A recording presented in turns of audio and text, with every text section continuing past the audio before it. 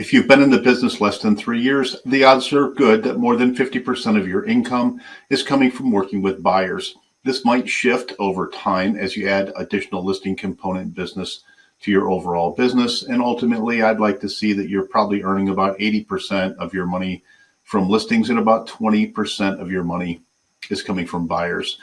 However, working with buyers and the skill set that you learned in those beginning years in your profession are absolutely essential. If you don't learn a high level of mastery of working with buyers, it's going to be even more difficult for you to start breaking into the listing world and understanding some of the fundamental differences between a buyer's agent and a listing agent. And so by definition, when I talk about working with buyers, I'm really referring to specific time frame. This is after you've been nurturing this lead. This is after you've met the person. This is after you've maybe even asked some very basic, simple qualifying questions. I would consider you're working with a buyer means you've taken that next important step, which is the buyer interview.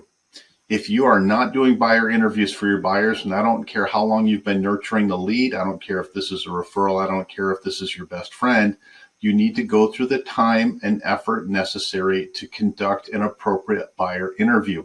This is not only an opportunity for you to ask great questions, which is another video that we put together, but it's really about sitting that customer down and explaining to them what's going to happen end to end. So in no particular order, here's what you need to achieve during your buyer interview. Number one, you need to take some time to explain overall market conditions to your buyer in the national sense, the state sense, the local sense, and what's happening in the neighborhood that they're going to be purchasing a home. Is it a buyer's market? Is it a seller's market? If you say it's a buyer's market, do they know what that means? Are you telling them it's a buyer's market and they have absolutely no understanding of what the heck that means? It's related to the amount of inventory that's in the market at any given time. Is the supply tight? Is the supply not tight? What does it mean when you start explaining market conditions to your customer? You're setting an expectation that, gosh, in a seller's market, you might not get the very best deal possible, but you will get the house, and many other people will not. So you have to be able to position your buyer's psychology in such a place where they understand, hey, you're probably not going to get a deal. You're not going to probably get a discount. Negotiations might not go, to a point that you're going to get a discount in a seller's market. But here's the situation. If you don't understand that going in and you've written 3 or 4 offers and you've not gotten the property, you're going to burn through your credibility pretty quickly. That buyer is going to lose fidelity and they're going to have a wandering eye because they think that you're not doing a very good job for them. Okay, number 2, you need to set some pretty clear expectations and boundaries with regard to how you work as a professional. It's not that unusual for us to be getting phone calls late at night because there's some sort of emergency in real estate. There really isn't an emergency. What there is a violation of expected behaviors. And if we don't lay out some expectations, both for my buyers and for me, and helping my buyers understand what I will and will not do for them, then there could be hurt feelings. And again, there could be a fidelity issue there. Now, this isn't about being harsh. It's just about laying out some very simple truths. So, Mr. Buyer, over the course of the next 30 days, we're going to identify your very best home, given your budget, market conditions, and what's available currently in the market. And so during the course of doing that, even though I'm only going to show you a limited number of homes, it's because I've already previewed a variety of houses that don't meet your core criteria, and I don't want to waste your time by seeing those homes necessarily. And then number 2, I do work 7 days a week. My core working hours are from 8 o'clock in the morning until 5 p.m. If you try to get a hold of me and I'm not available and it's 3 o'clock in the afternoon, I will return your call by the next business day, usually after 5 p.m. or 5:30 p.m.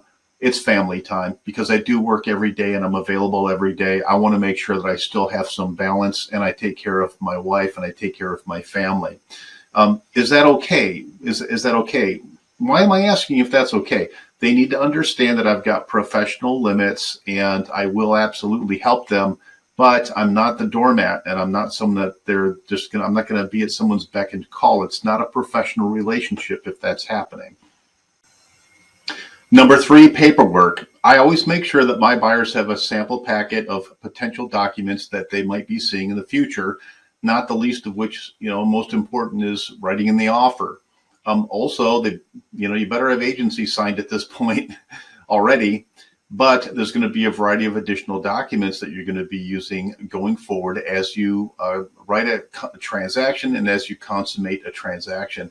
It's really important that your buyer has some working knowledge of what these documents are, because when that document shows up and they need to sign it because they're in a transaction, they're pondering a transaction, or you're writing an offer, you want to, as a buyer's agent, you want to be really confident that this person feels comfortable with your ability to not only manipulate and control the paperwork correctly, but that they're not signing anything blind that they don't already have at least a cursory understanding of. And this also gives them an opportunity to read through the documents if they're readers and ask questions. Your ability to answer those questions is yet another opportunity for you to show off your professional understanding of how this process works. You're a subject matter expert. You're being paid as an expert in the market conditions, and being able to help them procure that property. Getting that paperwork sample to them early in the process is important, and it's also going to maybe justify a little bit more of their urgency. If they don't ask any questions about the paperwork and they didn't even open the email, and then something else happens with regards to a pre-qualification letter or some other situation, you might want to go back and probe a little bit deeper in terms of their motivation and their intention. Number four, talk about commissions. Talk about how you're getting paid and exactly what you do in order to earn that money. You are a subject matter expert in the market. Your job is to help them procure the home at the best terms possible and to keep that as smooth as possible. Explain how payments work with regards to commission. I like to use a very simple statement, and I'll say something like, I have a minimum fee, and my minimum fee is whatever percentage is, let's say it's 3%. I have a minimum fee, and my minimum fee is 3%. Now, the odds are good I'll be able to get it, either all of it or some of it, from the listing side agent in this contract. But in some cases, that's just not so. For example, I want to be able to show you every home that's available in the market. That might be a for sale by owner who's choosing not to cooperate with realtors, or some other situation. In that event, if I can't get my full 3% from the sales side of the contract, I'm going to have you, the buyer, make that up in the transaction at closing.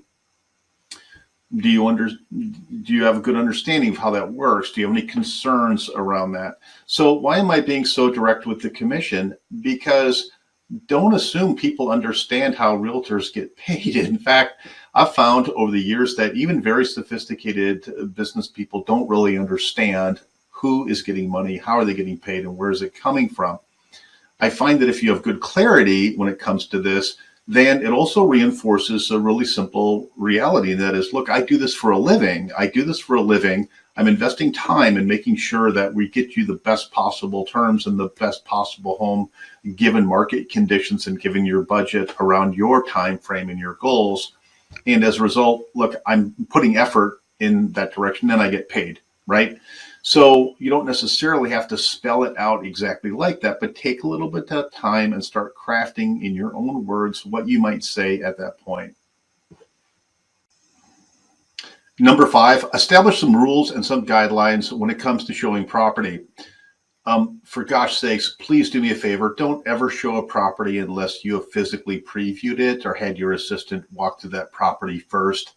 Now, I know that's not always possible, but it is ideal. You don't want to show up in a property and be surprised for any number of reasons that it's just not going to be in alignment with your customers' expectations.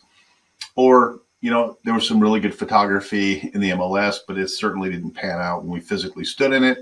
Or, it really smells bad, and I would not have known that had I not stood in the house first. No matter how much control you think you have over your buyer, the truth of the matter is they're going to be looking at homes on Zillow, and they're going to be driving neighborhoods and looking at signs, either branded signs or for sale by owner signs. you need to deal with this in advance. And I say something very simply like this: Mr. Buyer, I know you guys are anxious. You want to find your house. And given the criteria that we've all talked about, given your budget, given your time frame, and given the homes that are in the market, I'm doing a complete and thorough search of all properties that are available, even for sale by owner. However, if you do find something online that you think is really interesting, that you want to take a look at, please, please, please text me the address. And same, if you're driving past a sign in a neighborhood and it's an open house and you just want to run in and take a look, please, please do me a favor, text me the address first. It might not be within your parameters that we've already talked about. Or sometimes something else happens, and that is they'll text you an address to a property that's $150,000 above their budget. And then you call them back and say, I noticed, we're looking at around the $400,000 price range. This home you found on Zillow is $600,000. Has something changed with your budget? And maybe the answer is yes. Aunt Sally just gave us $1.50 to play with. Or maybe the answer is no, we just kind of wanted to take a look at it. Be really cautious when it comes to this. You don't want your customers falling in love with the quality and of a property that they just can't afford in a neighborhood that's beyond their reach, given their budget and their time frame. Simple ways to head these things off. I also recommend that you hand your buyer a stack of your business cards, maybe 4 or 5 business cards. Because here's what's going to happen. They're probably going to wander into an open house unsupervised, and you're not the police. You're not there to, stop them from doing anything. You're not there to control their behavior. You're there to help navigate them through this process in the most professional way possible. These are 5 basic rules that I apply when working with buyers, really no matter what their experience level is. Now, the basics are the basics, and we do coach basics, but at the end of the day, I want mastery level execution. Mastery level execution is going to come from experience, transaction experience. It's going to come through working with more buyers, and it's going to come through working with a coach to make sure that are you executing correctly? Are your questions really, really dialed in? Are your processes around buyers dialed in? Do you have a method and a process that you feel is so good that you yourself could teach it and somebody else would find value in it? Please take some time and consider how you're currently working with buyers. Also, I'd love to help you out. If you think that you could benefit from some additional help, for gosh sakes, get on my calendar. I would love to coach you one-on-one. Please hit that subscribe button, and don't forget, visit our website and schedule your free 30-minute evaluation.